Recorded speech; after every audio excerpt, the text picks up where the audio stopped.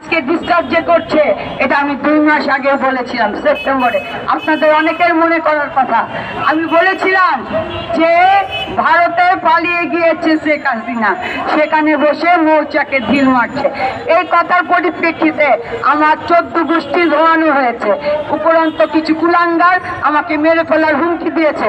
হুমকি বা মেরে ফেলার ভয় অপর্ণা পায় না কখনো। রাজপথে ছিলাম, রাজপথেই থাকবো। আপনারা দেখেছেন আমি যে কথা বলবো, চিন্ময় দাস তিনি সাধু, তাকে সম্মান জানাই, কিন্তু তিনিও আমাকে বলেছিলেন যে আপনি হিন্দুদের বিরুদ্ধে বলেন। আমি হিন্দুদের বিরুদ্ধে বলি না, আমি যতবার হিন্দুদের পাশে দাঁড়িয়েছি, আপনারা কে কখন হিন্দুদের পাশে দাঁড়িয়েছেন? 17 বছর প্রতিটা হিন্দুর উপর নির্যাতন হয়েছে, তখন কোথায় ছিলেন? এই কথা আমি আরো 2 মাস আগে বলেছিলাম। শুভেন্দু আজকে বড় বড় কথা বলছে, তিনি দিল্লিতে না যে বাংলাদেশের বর্ডারের কাছে এসে বক্তব্য রাখছে। আজকে তিনি রপ্তানি বন্ধ করবে বলছে, পেঁয়াজ রসুনের কথা বলছে। তাদের যে দোষর খুনি হাসিনা, সেই হাসিনাকে তারা আশ্রয় দিতে পারে, আমি মানলাম। মোদিবাবুর খুব পেয়ারের লোক হলো শেখ হাসিনা, তাই আশ্রয় দিয়েছে।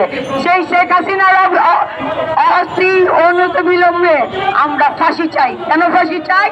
আমাদের এবারের আন্দোলনে 24 সালের আন্দোলনে শিশু খুন হয়েছে, সেই 2024-এ শিশুদের খুনের হত্যার বিচার চাই। হুকুমের আসামি শেখ হাসিনার বিচার চাই, বিচার চাই। আমাদের 17 বছর ইলিয়াস আলী চৌধুরী হাজারো হাজারো সন্তানের বাবা পিতা হারিয়েছে, যাদের গুম হয়েছে, আমরা এখন লাশ ফিরে পাইনি। তাই শেখ হাসিনার বিচার চাই। আমি যে কথা বলেছিলাম যে শেখ হাসিনা ভারত এসে আমাদের দেশে ষড়যন্ত্র চালাচ্ছে, তখন আপনারাও হেসেছেন।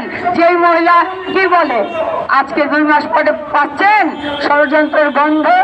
যেই মোদিবাবু এত বড় বড় কথা বলেন, সেই মোদিবাবু ব্যর্থ হয়েছেন কূটনীতিবিদদের নিরাপত্তা দিতে। যেই মোদিবাবু হিন্দুত্ববাদ নিয়ে বড় বড় কথা বলেন, সে ভারতের হিন্দুদের নিরাপত্তা দিচ্ছে না।